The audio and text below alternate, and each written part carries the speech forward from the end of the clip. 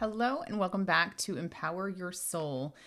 I recently went to an event to see Teresa Caputo live in the lovely city of Worcester, Massachusetts. So I wanted to talk about that experience for me as a medium. And first, I want to give you the lowdown and then maybe talk to you about what I observed.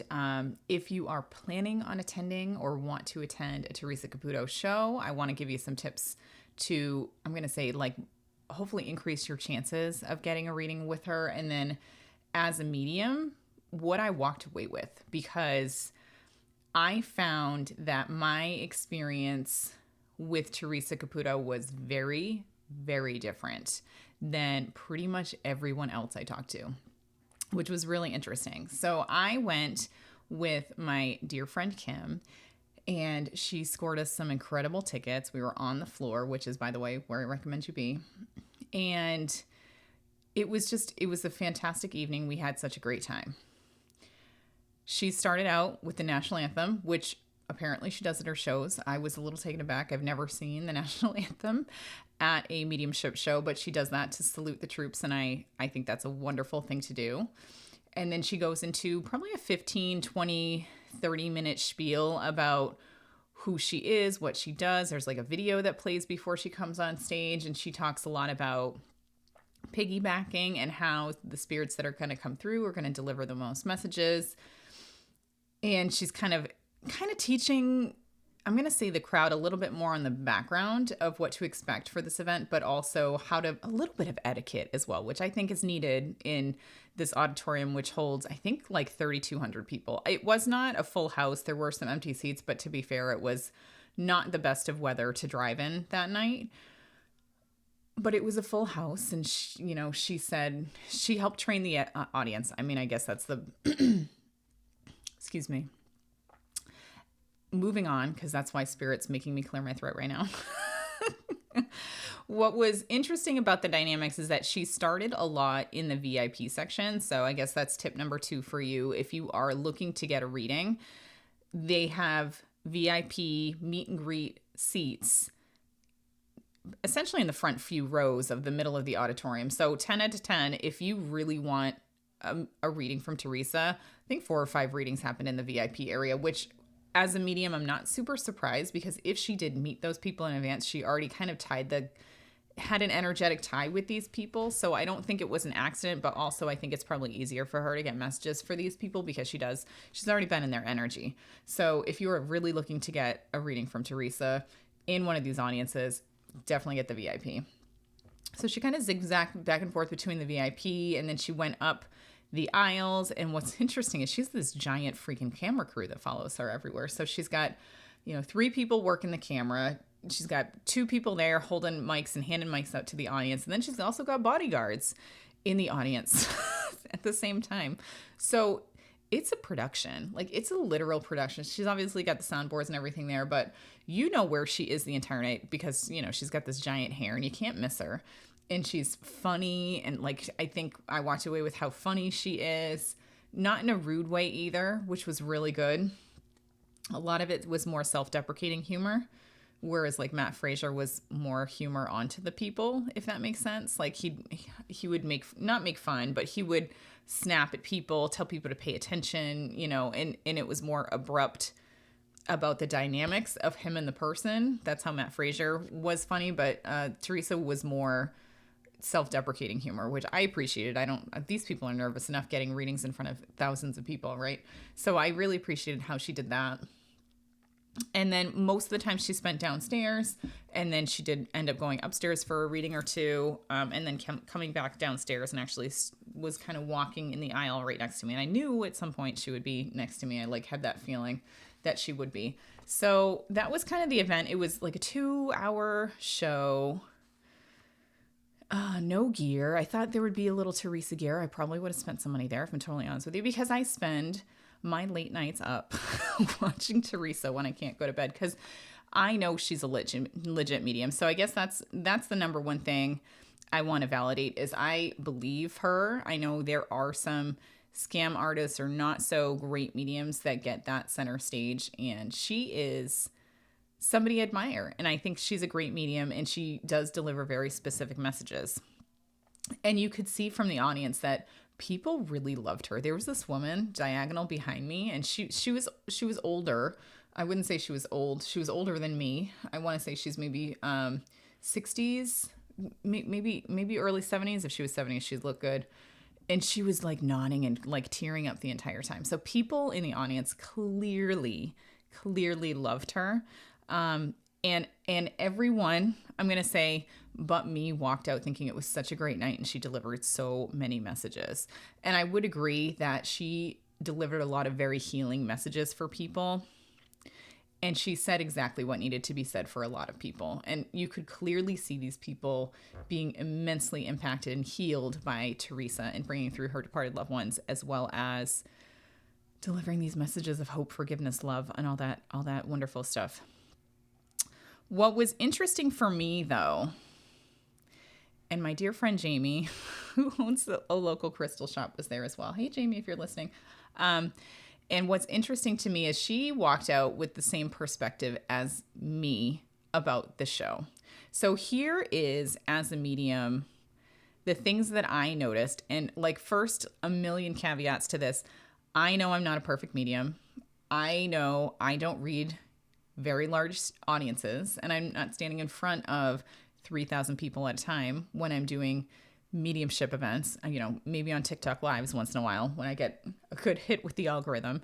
But so I don't know what my mediumship would look or feel like if I did what she did. And I want to say clearly, she is, Spirit's going to make me say it. She is a performer first and a medium second in these shows. And I want to be very clear about that, because I think when I watch her shows, I feel how authentic the connections are. I can pretty much like tap into what she's getting and receive similar information. So I know she's a legit medium. I know that she can get really specific on evidence and messages, but this show was so different to me than I think her traditional shows. And now I'm going to have to pay attention. Now I'm going to like really just, because when I watch her show, it's for fun, and I don't sit there and I have fun as a medium. I like to sit back and watch it and enjoy it. But now I want to like go back to her show and critique it, because what I noticed is that I walked out of that event feeling really heavy.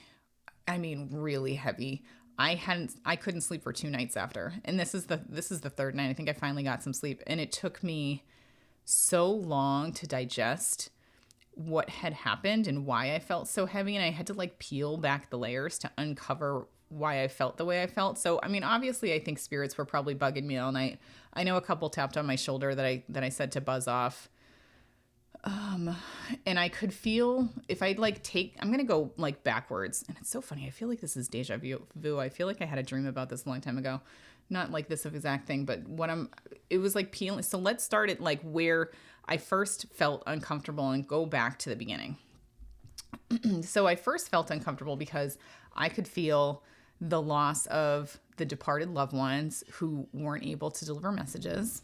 And I also felt the loss of the people who didn't receive messages. So I walked out with this immense sadness and heaviness. I think initially from that was the first thing that really stuck with me. And I think that's why I kept feeling so heavy for a few days. And by the way, while I was at the show, my son like saw another person at our house, and like spirits don't come in my house. It's guarded by divine angels, white light.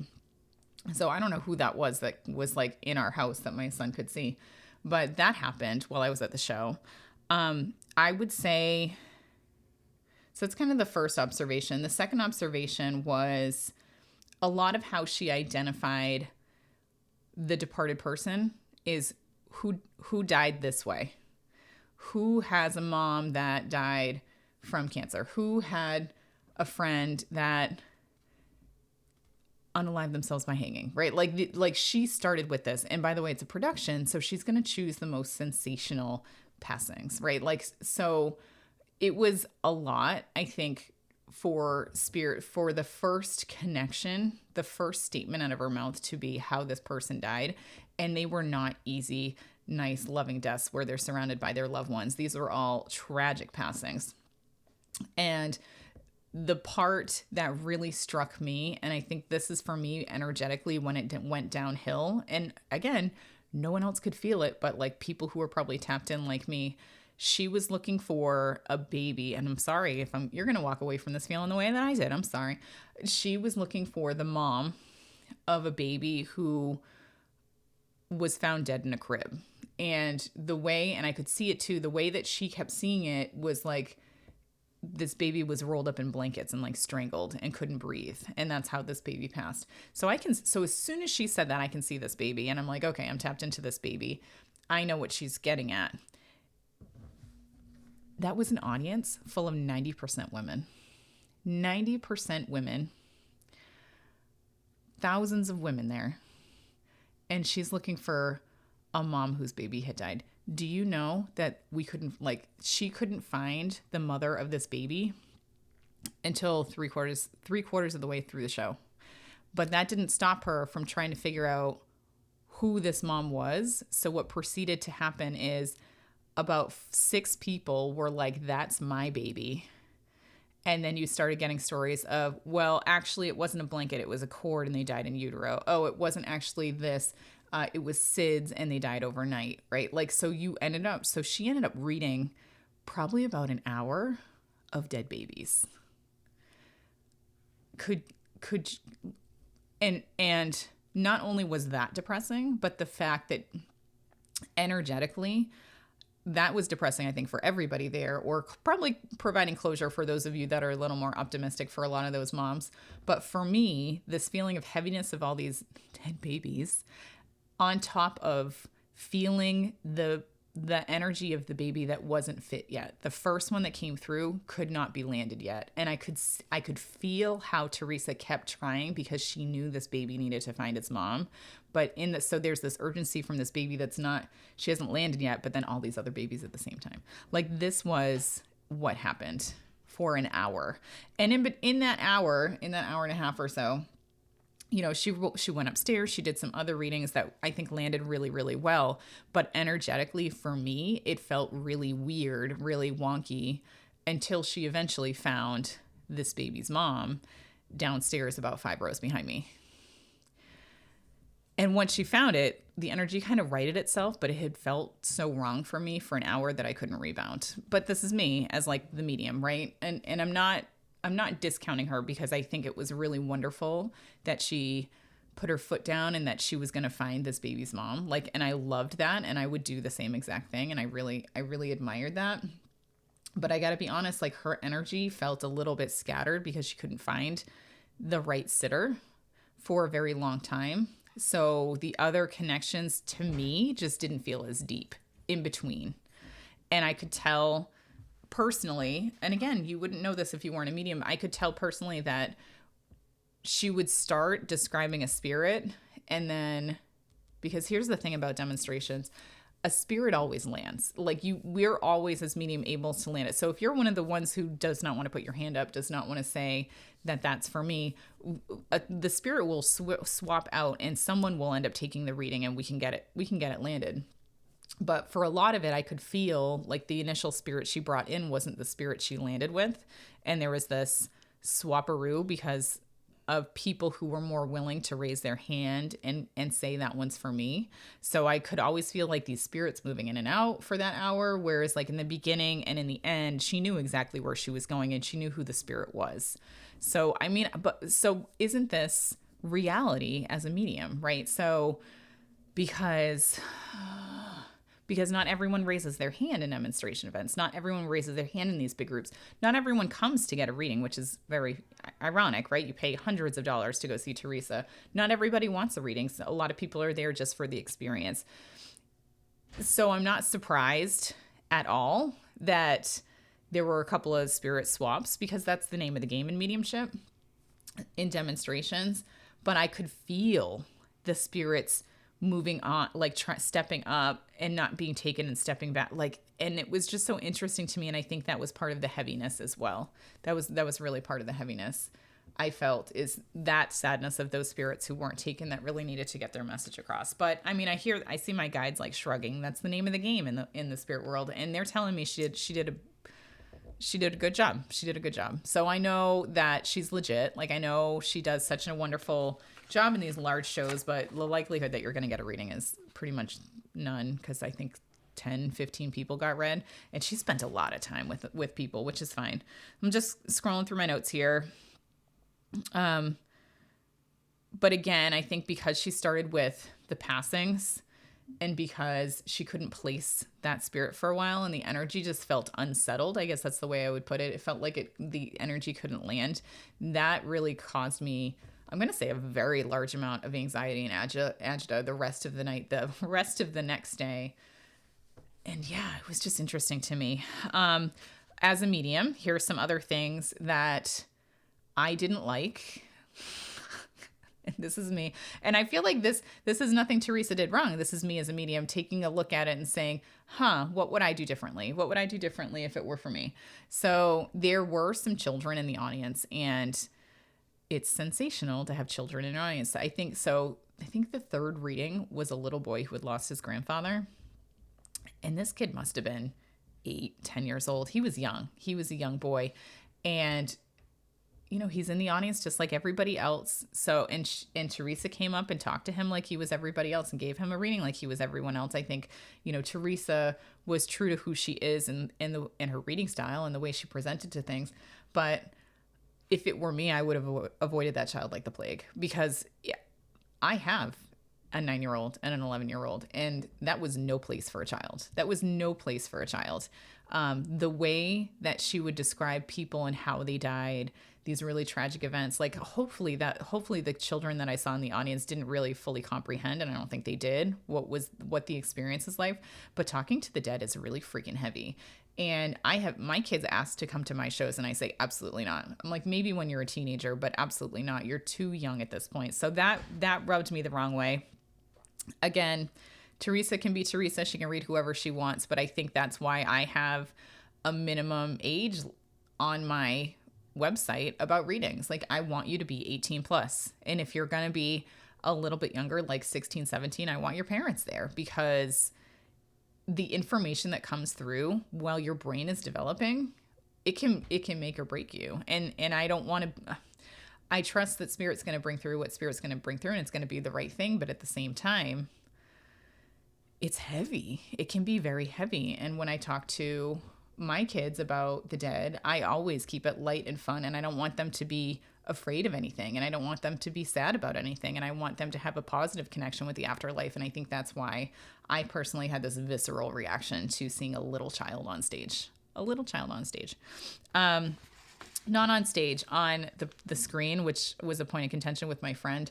As someone who was sitting down in the lower sections, I kind of could see Teresa most of the time because she spent most of her time downstairs. But for my friend who was sitting in the balcony, it was a very different experience, because all she could see was the stage, and she couldn't see Teresa below her walking around giving readings. They did have the camera crew, which had the pictures projected onto her stage, like her video but she's like, I didn't come here to pay. I didn't come here to see you on a screen. I could have just seen that at home. So another tidbit for all of you to, if you actually want to see Teresa, not just get a reading, sit in the bottom section. So a couple things with me noticing again as the medium, it felt like her messages were incomplete. And I'm gonna caveat this by saying, again, I don't know what's happening to her as she's going through and reading these people in a very, very large audience. But it felt like to me she would start with somebody. She'd have this very clear connection of, here's some evidence, here's at least a partial message. But then she would bounce back and forth between people. And it never really felt like there was, I think she said what she needed to say to people, but she didn't really thank them. She didn't say, thank you for your loved ones for being here. She kind of as soon as the message was over from one spirit and onto the next spirit, she finished her sentence with one person, then immediately moved to the next person. The flow was really weird between the people, and it felt like everyone in the audience was a number. I guess that's the way I want to put it. Because it felt like she made the personal connections while she was pulling in the dead person, but Teresa was already on to the next. And I think I'm going to leave it at that, because I don't know how else to describe it, but it felt weird. It didn't feel like there was a closing out of any of the conversations, really. Maybe one or two did, but most of them were not. So the messages to me felt very incomplete. I'm just, and to me, a lot of the healing, I guess this is where I'm going to end it. To me, a lot of the messages felt like they were more closures about how people passed. It didn't feel to me like there was a lot of messages that were not related to them being dead or them not being here anymore, right? Like how they died and not being able to say goodbye, or the fact that they are dead and that they're still around them. Like those were the two, I'm going to say, core messages the entire night. So there wasn't a lot of going back and apologizing for previous behavior, maybe not great relationships. There was none of that going on. We actually had a friend that got read. That's a whole other story. One of the women that got read that night, I actually read earlier this week. Mind blowing, right? Mind blowing. And now I'm going to go back and like take notes and compare the two, because there's no accident. Spirit gave me that as like this pat on the back for me to look at and compare how I read versus how Teresa reads. Can you freaking believe that? Thank you, Spirit. You're amazing. Never in a million years did I thought that would happen, but that one is not approved for social media distribution, so I will not be sharing that one. But good homework for me to go back and take a look at. Right? Sorry. Maybe that's why I needed to record this, is to put those two and two together so that I can compare the two. Where the heck was I? Spirit's telling me to lighten up because I'm so serious, because this energy was so heavy. And I talked to all my friends and none of them could sleep, even though they thought the session went really well too. I was talking about, don't mind me like backtracking for a moment here. Just go. So the messages and how everyone died. So there was no looking back at the relationships of people, because I know that the person that I read in the audience that also got selected, she loved this person so much, but it was a very tumultuous relationship. Teresa completely missed that. Completely missed the dynamics of the person as evidence. Like she gave really good evidence about who this person was, but not about the relationship and how tumultuous it was between the two.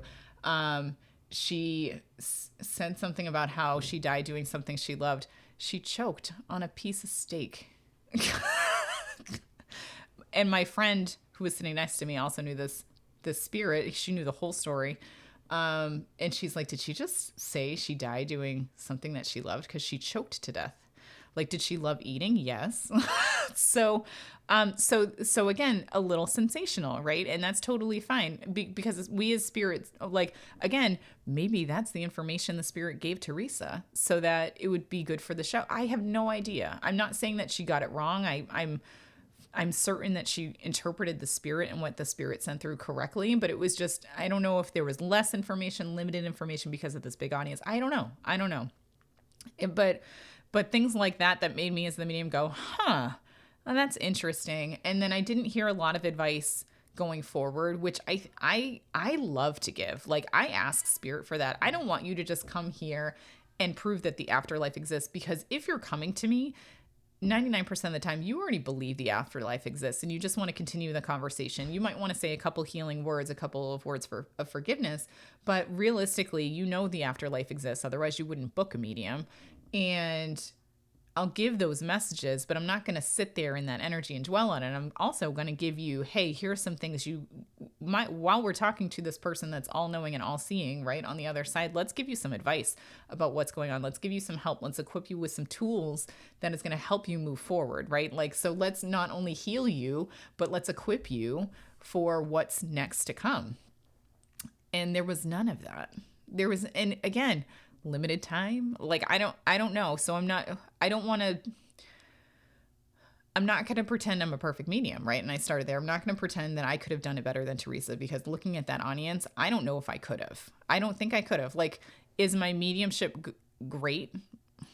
I'm going to ignore you in my head, spirit.